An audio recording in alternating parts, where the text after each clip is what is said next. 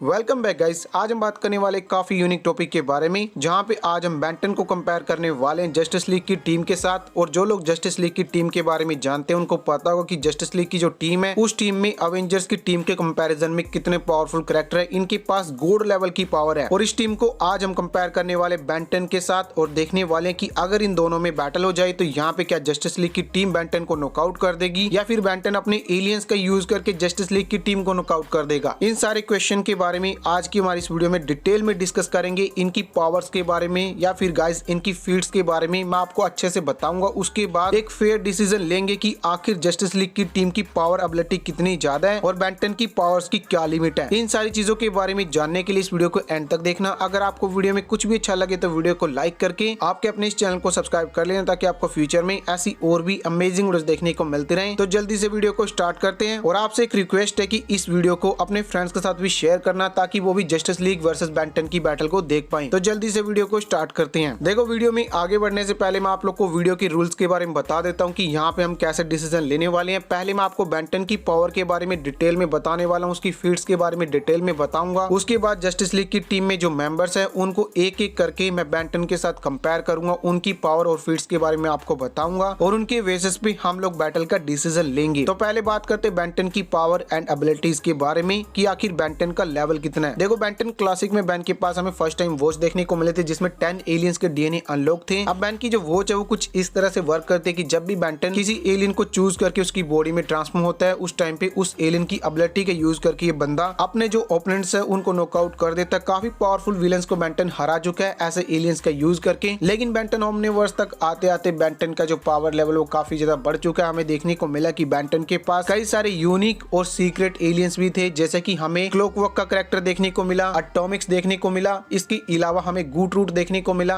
और भी कई सारे ऐसे पावरफुल एलियंस हमें बैन की न्यू ओमनिट्रिक्स में देखने को मिले थे जिनका लेवल काफी ज्यादा था। बेंटन ओमनिवर्स में बेंटन जो अपनी वॉच का यूज करके पूरे के पूरे यूनिवर्स को डिस्ट्रॉय होने के बाद दोबारा से रिक्रिएट कर देता है और इस पावर की वजह से पता लगता है कि बेंटन के पास यूनिवर्सल लेवल की पावर है। तो ये सब है बेंटन की पावर एंड एबिलिटी। अब बात कर लेते हैं जस्टिस लीग की टीम के मेंबर्स के बारे में एक एक करके और बेंटन के साथ उसे कंपेयर करते हैं। पहले हम बात करते हैं साइबोर्ग के बारे में। देखो, साइबोर्ग का जो कैरेक्टर हमें देखने को मिला था, पहले हम बात करते हैं साइबोर्ग के कैरेक्टर के बारे में। देखो, जस्टिस लीग की टीम में जो हमें साइबोर्ग का कैरेक्टर देखने को मिला था उसके बारे में ये बताया जाता है कि साइबोर्ग की जो पूरी बॉडी है उसके हेड को छोड़ के वो रोबोटिक है। उसका जो हेड है वो ह्यूमन की तरह काम करता, थोड़ा ह्यूमन वाला है, लेकिन गाइस उसकी पूरी बॉडी रोबोटिक है। हमें देखने को मिला कि साइबोर्ग अपनी बॉडी में से कई सारे वेपन जनरेट कर सकता है और वेपन काफी पावरफुल होते हैं, यहाँ तक कि ये पावरफुल से पावरफुल विलन को भी हार्म कर सकते हैं। और काफी बार साइबोर्ग इन वेपन्स का यूज डार्क साइड के साथ बैटल करते हुए कर चुका है। तो आप लोग अंदाजा लगा सकते हो कि साइबोर्ग की पावर लेवल कितनी ज्यादा है। हमें देखने को मिला कि साइबोर्ग के पास इतनी ज्यादा पावर की एक हाथ के इशारे से ये बंदा न्यूक्लियर वेपन्स को भी हैक कर सकता है और बैन के ऊपर अटैक भी करा सकता है, लेकिन इसमें काफी टाइम लगेगा, जिसकी वजह से अगर बैन के साथ इसकी बैटल होती है उस टाइम पे बेंटन चाहे तो अपनी अपग्रेड का यूज करके साइबोर्ग की बॉडी को पूरी तरह से कंट्रोल कर सकता है, क्योंकि ये रोबोटिक है और बैन का जो अपग्रेड है वो पावरफुल से पावरफुल रोबोट को हैक कर सकता है। क्योंकि गाइस अपग्रेड की बॉडी इसी तरीके से बनी थी कि वो पावरफुल से पावरफुल टेक्नोलॉजी को हैक कर सकता है। तो यहाँ पे साइबोर्ग की आर्मर को हैक करना उसके लिए बड़ी बात नहीं है। तो अगर बैन के साथ कभी भी साइबोर्ग की बैटल होती है उस टाइम पे बेंटन जो उसकी पूरी बॉडी का जो कंट्रोल है वो अपने हाथ में ले लेगा। और जो साइबोर्ग के वेपन्स हमें देखने को मिले थे, लेजर वगैरह या पावरफुल वेपन, ये सारे अपग्रेड की बॉडी पे काम नहीं करने वाले, क्योंकि उसकी पूरी बॉडी लिक्विड से बनी है और बेंटन चाहे तो उसकी बॉडी को कंट्रोल करके साइबोर्ग की बॉडी को डिस्ट्रॉय भी कर सकता है या डिसमेंटल कर सकता है। तो यहाँ पे बेंटन इजिली साइबोर्ग को नॉकआउट कर देगा। अगला जो कैरेक्टर है वो एक्वामैन। एक्वामैन के पास हमें वाटर या फिर जमीन पे सर्वाइव करने की पावर देखने को मिली थी। ये अटलांटिस का राजा है। हमें देखने को मिला कि एक्वामैन के पास एक ट्राइडेंट था जिसका यूज करने पे काफी सारे क्रिएचर्स को कंट्रोल कर सकता है। हर एक क्रिएचर जो कि समुद्र के अंदर रहता है इस ट्राइडेंट का यूज करके एक्वामैन उसे कंट्रोल कर सकता है और ये सारे क्रिएचर एक्वामैन की बिना सोचे समझे बात मानते हैं। और काफी बार कॉमिक में एक्वामैन अपनी इस पावर का यूज करके अर्थ पे अटैक भी कर चुका है अपनी कई सारी बातें मनवाने के लिए। इसके अलावा एक्वामैन की स्ट्रेंथ लेवल काफी ज्यादा, जहाँ पे ये बंदा एक सबमरीन को समुद्र में से इजिली बाहर निकाल लेता है और वो काफी ज्यादा हैवी होती है, लेकिन उसके बाद भी ऐसा कर लेता है। और हमें देखने को मिला कि एक्वामैन के ऊपर एक मिसाइल से भी अटैक किया गया था, लेकिन इसकी बॉडी पे बिल्कुल भी फर्क नहीं पड़ता, इसकी बॉडी काफी ज्यादा ड्यूरेबल है। तो पावरफुल वेपन्स भी जो एक्वामैन का ज्यादा कुछ नहीं बिगाड़ सकते। लेकिन अगर बेंटन अपने रिप जॉब्स का यूज करता है उस टाइम पे रिप जॉब्स जो अपनी पावर का यूज करके नहीं हरा पाएगा एक्वामैन को, क्योंकि एक्वामैन का पावर लेवल रिप जॉब्स के कंपैरिजन में काफी ज्यादा है और वो हो सकता है कि रिप जॉब्स को भी कंट्रोल कर ले, क्योंकि रिप जॉब्स भी समुद्र में रहने वाला एक क्रिएचर ही है। तो उसकी ये वाली पावर जो है रिप जॉब्स की बॉडी पे वर्क कर सकती है। तो यहाँ पे गाइस अगर बेन 10 चाहे तो अपने बिग चिल का यूज कर सकता है, जिसके पास हमें वाटर के अंदर सर्वाइव करने की पावर देखने को मिली है। और ये बंदा चाहे तो वाटर के अंदर एक्वामैन को हरा भी सकता है, क्योंकि एक्वामैन इसकी बॉडी को टच ही नहीं कर पाएगा। अगर ये बैटल समुद्र की बजाय धरती पे होती है तो यहाँ पे गाइस बेन 10 जो है इजिली एक्वामैन को नॉकआउट कर देगा, क्योंकि एक्वामैन के कंपैरिजन में बेन का पावर लेवल काफी ज्यादा है। और ये बंदा चाहे तो अपने स्वैम्प फायर का यूज करके, हीट ब्लास्ट का यूज करके एक्वामैन को काफी वीक कर सकता है, और बाद में चाहे तो इजिली क्रोमा स्टोन का यूज करके इसे नॉकआउट भी कर सकता है। तो मेरे हिसाब से एक्वामैन के साथ बैटल में इजिली बेन 10 जीत जाएगा। अगला जो कैरेक्टर है वो बैटमैन। बैटमैन के पास हमें ज्यादा कोई पावर देखने को नहीं मिली। ये बंदा अपने गैजेट्स का यूज करके काफी पावरफुल कैरेक्टर्स को नॉकआउट कर सकता है। हालांकि एक नॉर्मल ह्यूमन है, लेकिन उसके बावजूद इसके पास काफी पावरफुल टेक्नोलॉजी हमें देखने को मिली, जिसकी वजह से ये पावरफुल अटैक्स कर सकता है। लेकिन गाइस अपने ओपिनियन के हिसाब से मैं आपको बताऊं तो अगर बैटमैन के साथ बेन 10 की बैटल होती है उस टाइम पे बैटमैन अपने यूनिवर्स में भले ही पावरफुल होगा, लेकिन बात आ जाती है कि बेन 10 के साथ उसकी बैटल करें तो बेन 10 के पास ऐसे एलियन मौजूद है जिनकी अगेंस्ट बैटमैन कुछ भी नहीं कर सकता। जैसे कि बेन 10 चाहे तो अपने एक्सेलरेट का यूज करके भी इसे नॉकआउट कर सकता है, क्योंकि एक्सेलरेट काफी फास्ट ट्रेवल कर पाता है और बैटमैन इसके अगेंस्ट ज्यादा कुछ नहीं कर सकता। तो यहाँ पे गाइस मैं इजिली बेन 10 को पिक करूंगा कि वो बैटमैन को नॉकआउट कर देगा। इसके बाद जो कैरेक्टर है वो कोई और नहीं बल्कि वंडर वुमन है। वंडर वुमन एक ऐसा कैरेक्टर है जस्टिस लीग की टीम में जो कि सेकंड मोस्ट पावरफुल कैरेक्टर के नाम से भी जाना जाता है। वंडर वुमन के पास हमें फिजिकल पावर देखने को मिली है, जिसकी वजह से ये hand to hand combat Hulk के साथ कर सकती है, थोर के साथ कर सकती है, जिसकी वजह से इसकी स्ट्रेंथ लेवल काफी ज्यादा मानी जाती है। इसकी बॉडी इतनी ज्यादा ड्यूरेबल है कि अगर बुलेट से इसकी बॉडी पे अटैक किया जाए या पावरफुल मिसाइल का भी इसकी बॉडी पे अटैक किया जाए उस टाइम पे वंडर वुमन को ज्यादा कोई फर्क नहीं पड़ता, इसकी बॉडी काफी ज्यादा ड्यूरेबल होने की वजह से। हमें देखने को मिला इसके पास एक शील्ड भी है जो कि काफी पावरफुल है और काफी पावरफुल अटैक से इसे डिस्ट्रॉय नहीं किया जा सकता। इसके अलावा वंडर वुमन के पास हमें एक शील्ड देखने को मिले जिसकी वजह से बंदी किसी भी पावरफुल से पावरफुल मेटल को चीर सकती है। और ये चीज हमें कई बार देखने को मिली है कि एक बार इसने डूम्सडे के एक पैर को भी काट दिया था इसका यूज करके, जबकि डूम्सडे जो है काफी पावरफुल कैरेक्टर के तौर पे हमें देखने को मिला था। इसके अलावा ये बंदी जो है साउंड की स्पीड से ट्रैवल कर सकती है और गाइस इसके पास ट्रूथ ऑफ लासो जिसकी वजह से किसी के माइंड को कंट्रोल कर सकती है। तो इतनी सारी पावर के साथ क्या है बेन 10 को नॉकआउट कर पाएगी। तो बेन 10 अपने ह्यूमंगस और फोर आर्म्स जैसे एलियंस का अगर यूज करता है तो यहाँ पे वंडर वुमन के अगेंस्ट इसके टिकने के कोई चांसेस नहीं है, क्योंकि वंडर वुमन की स्पीड लेवल, स्ट्रेंथ लेवल और इसके पावरफुल वेपन जो है बेन 10 के इन एलियंस को इजिली नॉकआउट कर देंगे। लेकिन अगर बेन 10 यहाँ पे वेविक का यूज करता है तो यहाँ पे काफी ज्यादा हाई चांसेस है कि वेविक अपनी पावर का यूज करके इजिली वंडर वुमन को नॉकआउट कर देगा, क्योंकि वंडर वुमन के कंपैरिजन में उसकी स्ट्रेंथ लेवल काफी ज्यादा है और वेविक जो है काफी स्पीड से मूव भी कर पाता है। और वंडर वुमन के जो अटैक्स है वो शायद तक वेविक की बॉडी पे काम भी ना करे, क्योंकि वेविक की जो पावर लेवल वो काफी ज्यादा है। और फिर अगर वेविक अपनी कॉस्मिक पावर के इस बैटल के दौरान यूज करता है तो उस टाइम पे 1% चांसेस है वंडर वुमन की इस बैटल को जीतने के। 99% वेविक इस बैटल को विन करेगा। बाकी आप लोग नीचे कमेंट करके मुझे बताना कि इस पे आपके क्या ओपिनियंस है। हम बढ़ते हैं हमारी नेक्स्ट बैटल की तरफ और ये कैरेक्टर कोई और नहीं बल्कि फ्लैश है। फ्लैश के पास हमें काफी यूनिक पावर देखने को मिली है कि ये बंदा लाइट की स्पीड से ट्रैवल कर सकता है। इसके अलावा इसके पास कोई और पावर नहीं है। जिन लोगों को ये लगता है कि फ्लैश की ड्यूरेबिलिटी लेवल काफी ज्यादा, तो ऐसा बिल्कुल भी नहीं है। एक सिंपल अटैक का यूज करके फ्लैश को मारा जा सकता है। यहाँ तक कि गाइस एक सिंपल बुलेट का यूज करके भी अगर फ्लैश अपनी स्पीड को इंक्रीज नहीं कर पाता तो उसे मारा जा सकता है और कुछ कैरेक्टर ऐसा कॉमिक में कर भी चुके हैं। तो यहाँ पे गाइस फ्लैश स्पीड के अलावा कोई और पावर यूज नहीं कर सकता। हाँ, उसकी स्पीड लेवल इतनी ज्यादा है कि ये बंदा टाइम में ट्रेवल कर सकता है और ऐसा हमें जैक स्नाइडर की यूनिवर्स में देखने को मिला था। ये टाइम ट्रेवल करके किसी के पास्ट में जाके उसे मार सकता है, लेकिन बेन 10 के पास्ट में जाना इसके लिए नामुमकिन हो जाएगा, क्योंकि बेन के पास है क्लॉकवर्क और अपने क्लॉकवर्क का यूज करके बेन 10 जो है फ्लैश की बॉडी के टाइम को ही रिवर्स कर देगा, यानी कि फ्लैश को कभी पावर ही नहीं मिलेगी। इसका एग्जिस्टेंस वो रियलिटी से मिटा सकता है। और फास्ट ट्रेवल करने की बात कर ली जाए तो टाइम पूरी तरह से किसी और के नहीं बल्कि क्लॉकवर्क के हाथ में है। तो ये मल्टीवर्सल लेवल पे टाइम के साथ छेड़छाड़ कर सकता है बिना टाइम में ट्रेवल किए। तो आप लोग अंदाजा लगा सकते हो कि फ्लैश की कंपैरिजन में हमें जो क्लॉकवर्क का पावर लेवल देखने को मिला वो कितना ज्यादा है। और अगर इसके साथ कभी फ्लैश की बैटल होती है उस टाइम पे बैटल के दौरान क्लॉकवर्क जो है कभी भी फ्लैश को नॉकआउट कर सकता है और फ्लैश इसके अगेंस्ट कुछ भी नहीं कर सकता, क्योंकि क्लॉकवर्क की पूरी बॉडी हमें देखने को मिला कि रोबोटिक है। इसकी बॉडी पे ज्यादा अटैक्स काम नहीं करते और फ्लैश की बॉडी जो है सिंपल ह्यूमन वाली बॉडी है, बस उसके पास स्पीड की पावर है। तो बेन 10 अपने क्लॉकवर्क का यूज करके इजिली जो है फ्लैश को नॉकआउट कर सकता है, उसकी पावर्स भी छीन सकता है। बाकी आप लोग नीचे कमेंट करके मुझे बताना कि इस पे आपके क्या ओपिनियंस है। अब बात करें जस्टिस लीग के फाइनल कैरेक्टर के बारे में, जो कि सुपरमैन यानी कि क्लार्क कैंट। हमें देखने को मिला कि कार्ल एल के पास काफी ज्यादा पावर है, जिसका यूज करके बंदा किसी को भी नॉकआउट कर सकता है, क्योंकि इसके पास है सुपर ह्यूमन स्ट्रेंथ, जिसका यूज करने पे एक बार इसने मूवी में एक क्रूज शिप को भी खींच लिया था अपनी पावर का यूज करके इजिली। वहीं पे इसके पास पास लाइट की स्पीड से ट्रेवल करने की पावर है और ऐसा ये कई बार करते हुए हमें देखने को मिल चुके हैं। इसके अलावा ये बंदा काफी तेजी से ट्रेवल कर सकता है, यानी कि लाइट की स्पीड से ही ट्रेवल कर सकता है। इसके अलावा इसके पास हीट विजन है जिसका यूज करके काफी दूर से अटैक कर सकता है और इसके पास हमें कोल्ड ब्रेथ की पावर देखने को मिले जिसकी वजह से बंदा किसी को फ्रीज कर सकता है और इसके पास एको की भी पावर है। तो ये सब है सुपरमैन की पावर्स। अब बात कर लेते हैं कि सुपरमैन के अगेंस्ट बेंटन किस एलियन का यूज कर सकता है। तो पहले मैं आपको बता दूं कि अगर सुपरमैन की अगेंस्ट बेंटन बैटल करने के लिए आएगा उस टाइम पे पहले तो बैन की जो वॉच है वो सुपरमैन के डीएनए को स्कैन करेगी और उस डीएनए को और ज्यादा पावरफुल बना के बैन को उसमें ट्रांसफॉर्म करेगी, जिसकी वजह से क्लार्क के मुकाबले बैन का पावर लेवल वैसे ही ज्यादा हो जाएगा। लेकिन फिर भी मान ले कि ओमनिट्रिक्स ऐसा कुछ नहीं करती, ना ही बैन उसकी बॉडी में ट्रांसफॉर्म होता। तो यहाँ पे बेंटन अपनी किस एलियन का यूज कर सकता है, तो यहाँ पे मैं पिक करना चाहूंगा एटॉमिक्स को। बैन का जो एटॉमिक्स है वो इतना ज्यादा पावरफुल एलियन है कि अगर बैन चाहे तो इसके पंचेस का यूज करके पावरफुल से पावरफुल एनिमी को नॉकआउट कर सकता है और कोई भी एनिमी इसके सामने ज्यादा कुछ नहीं कर पाता। लेकिन फिर भी अगर ऐसे करने पे भी ये बंदा नॉकआउट नहीं होता तो यहाँ पे मैं पिक करना चाहूंगा बैन के ग्रेविटैक को। ग्रेविटैक का यूज करके बेंटन जो है इजिली सुपरमैन को ब्लैक होल में भेज सकता है और सुपरमैन कुछ भी नहीं कर पाएगा और सुपरमैन के पूरे यूनिवर्स तक को डिस्ट्रॉय कर सकता है। तो बेंटन के पास ऐसे कई सारे ऑप्शन है जिनका यूज करके बंदा सुपरमैन को नॉकआउट कर सकता है। यहाँ तक कि अगर वे भी कब यूज करे तो अपनी कॉस्मिक पावर के यूज करके सुपरमैन को नॉकआउट कर देगा। तो हम लोगों ने यहाँ पे बात की बैन के साथ एक एक मेंबर की बैटल के बारे में, लेकिन अगर जस्टिस लीग की पूरी टीम बैन के ऊपर अटैक करते एक साथ तो बेंटन अपने सेलेस्टियल सेपियन यानी कि एलियन का यूज करके या फिर क्लॉकवर्क का यूज करके इनको एक साथ नॉकआउट कर सकता है, क्योंकि सेलेस्टियल सेपियन यूनिवर्सल लेवल का पावर होल्ड करता है लेकिन जो क्लॉकवर्क है वो भी मल्टीवर्सल लेवल का पावर होल्ड करता है, जिसकी वजह से चाहे तो बैन इन दोनों एलियंस में से किसी भी एलियन को यूज करके इनको नॉकआउट कर सकते हैं। बाकी आप लोग नीचे कमेंट करके मुझे बताना कि आपको क्या लगता है बेंटन के कौन कौन से एलियन जस्टिस लीग की टीम के किस किस मेंबर को हरा सकते हैं। कमेंट करके मुझे अपने ओपिनियन जरूर बताना, क्योंकि बेंटन के पास ऐसी कई सारी अपॉर्चुनिटीज है जिसकी वजह से बंदा इनको नॉकआउट कर सकता है। तो गाइस आज की हमारी ये वीडियो यहीं तक थी। अगर आपको वीडियो में कुछ भी अच्छा लगा तो वीडियो को लाइक करके हमारे इस चैनल को सब्सक्राइब कर लें ताकि आपको फ्यूचर में ऐसी और भी अमेजिंग वीडियोस देखने को मिलती रहे। हमारी इस वीडियो को अपने फ्रेंड्स के साथ भी शेयर करना ताकि वो भी इस वीडियो को देख पाएं। तो चलिए फिर मैं मिलूंगा आपसे हमारी अगली वीडियो में, तब तक के लिए बाय बाय।